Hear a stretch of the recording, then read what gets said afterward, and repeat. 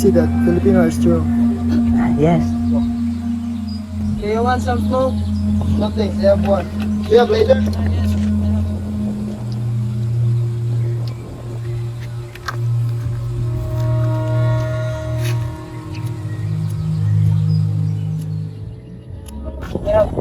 Hey, there's a Philippine soldier! Position! Sana magiging okay na ang Pilipinas. Fire!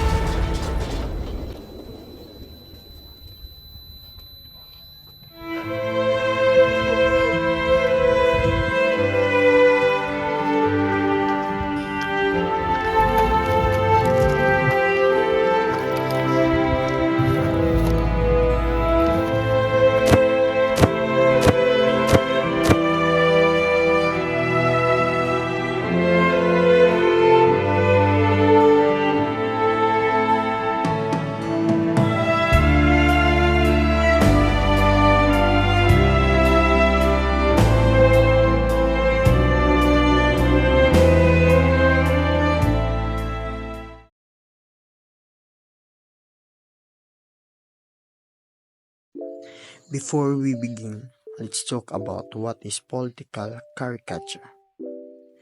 Political cartoons and caricature are a rather recent art form which veered away from the classical art by exaggerating human features and poking fun at its subject. Such art genre and technique became a part of the print media as a form of social and political commentary which usually target persons of power and authority. In his book, Flipping Cartons, Political Caricature of the American Era, 1900s to 1941, Alfred McCoy, together with Alfredo Roses, compiled political cartoons published in the newspaper dailies and periodical in the aforementioned time period. For this part, we are going to look at the context of each selected cartoons.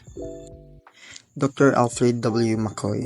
He is a professor of the Southeast Asian History at the University of Wisconsin at Madison, where he also serves as director of the Center for East Asian Studies. He spent the past quarter century writing about the politics and history of the opium trade. McCoy spent the past 30 years writing about Southeast Asian history and politics. Kuya, may nakita ko isang papel sa lumang aparador ni Lola. Ano po ito? Kuya, ito rin kuya. May nakita rin akong lumang kapal sa lumang aparador na lola. Isa itong caricature na ginawa ng mga Pilipino noon. Tinawag din nito ang mga politiko noon. The first example was published in The Independent on May 20, 1916. The cartoon shows a politician from a Tondo named Dr. Santos passing his crown to his brother-in-law, Dr. Barcelona. A Filipino guy as depicted wearing salakot and barong Tagalog was trying to stop Santos, telling the latter to stop giving Barcelona the crown because it is not his to begin with. Bayaw, para napapagod na ako sa posisyon ko. Bibigay ko na yung posisyon ko sa iyo. Sige, bayaw. Huwag! Ang posisyon ay hindi maaaring ipapasa.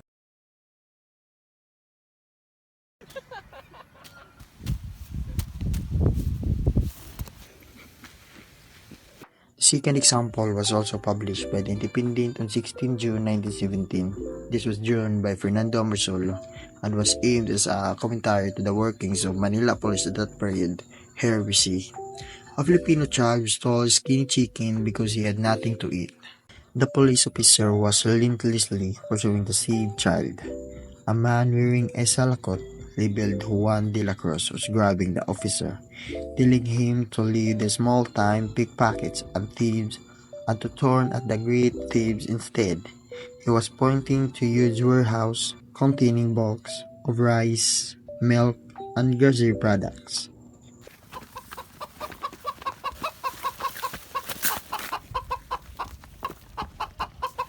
Hoy, magnanakaw!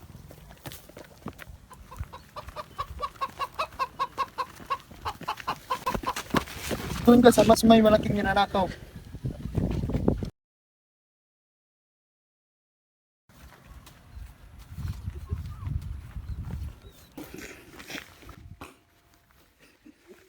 The third cartoon was a commentary on the unprecedented cases of colorum automobiles in the city of streets.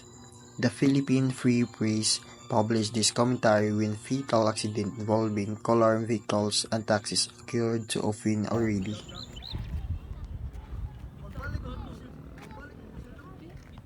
Marami ng sasakyan ngayon na pulurog. Oo nga, at dumadami na rin ang kaso sa aksidente ngayon.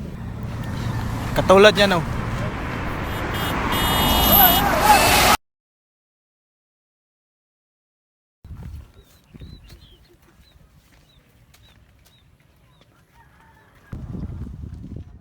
A fourth cartoon depicts a cinema. A blown-up police officer was at the screen saying that couples are not allowed to make love in the theater. Two youngsters look horrified while an older couple seem amused.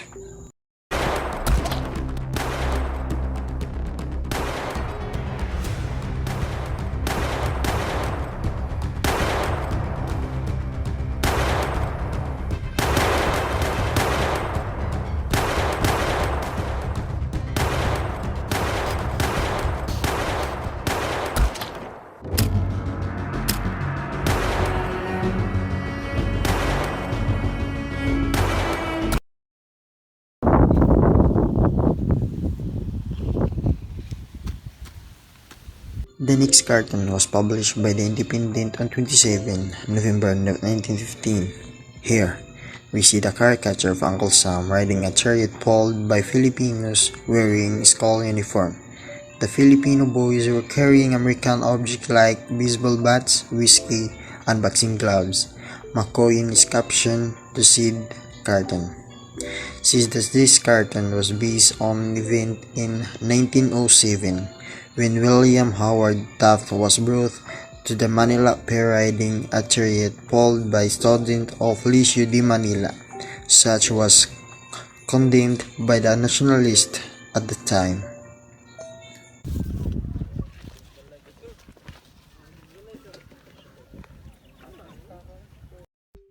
The last cartoon was published by Lipang Calabao on 24 August 1907. In the picture, we can see Uncle Sam rationing porridge to the politicians and members of the Progresista Party, sometimes known as Federalista Party, while members of the Nacionalista Party look on and wait for their turn. This cartoon depicts a patronage of the United States being covered by politicians from either of the party. Pati yung mga bigas at kakainin nyo araw-araw. Huwag kayong mag-alala.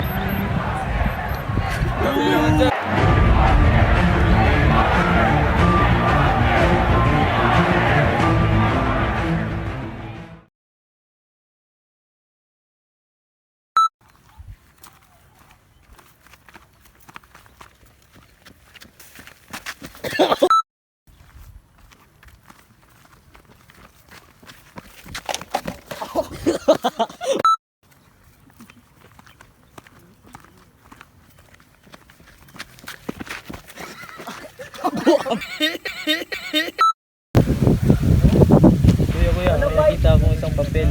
Ah, Ano po ito, kuya? caricature ito sa pagkakaalam ko. At si katawan!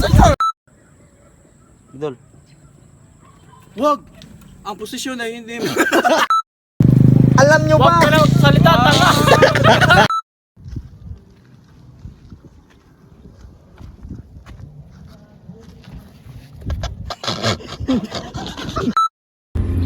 Hey, there's a Philippine soldier! First, Versa!